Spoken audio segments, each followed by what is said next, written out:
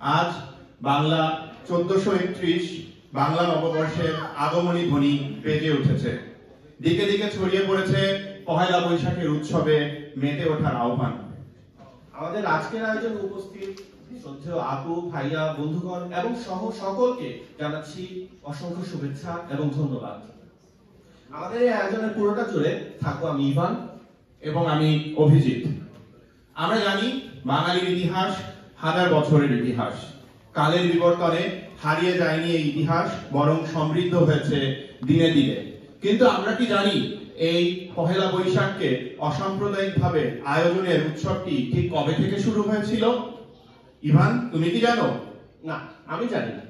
যদিও পহেলা বৈশাখ বাঙালির হাজার বছরের অংশ, কিন্তু মুঘল আমলে সম্রাট আকবর তিনি প্রজাদের কাছ থেকে খাজনা আদায় করতেন হিজরি সাল মেনে।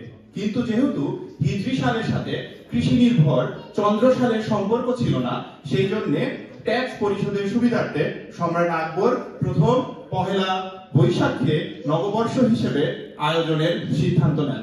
তখন থেকেই পহেলা বৈশাখ আস্তে আস্তে হয়ে উঠেছে অসাম্প্রদায়িক বাঙালির সবচেয়ে বড় প্রাণের উৎসবে। যখন আমরা দেশে ছিলাম তখন প্রতি বছর এই দিনটিতে আমরা যেতাম রমনা বটপুরে, আমরা যেতাম ঢাকা ভার্সিটিতে, আমরা যেতাম কোথায়, চারুকলায়। কিন্তু সময়ের প্রয়োজনে বা আমাদের এই উচ্চ শিক্ষা অর্জনের তাগিদে আজকে আমরা আমাদের সেই দেশ থেকে বহু দূরে। কিন্তু তাই বলে আজকে আমরা আমাদের শিকড়কে ভুলে যাইনি। সেই শিকড়কে মনে করার জন্য সেই তাড়না থেকে আজ আমাদের এই আয়োজন। এই আয়োজনে আমাদের যেই প্রথম আয়োজনটি রয়েছে সেটি হচ্ছে সুজন ভাই, সজিতা আপু, নিপু আপু এবং সকলের অংশগ্রহণে একটি দলীয় সঙ্গীত, আমাদের সেই প্রাণের এসো হে বৈশাখ।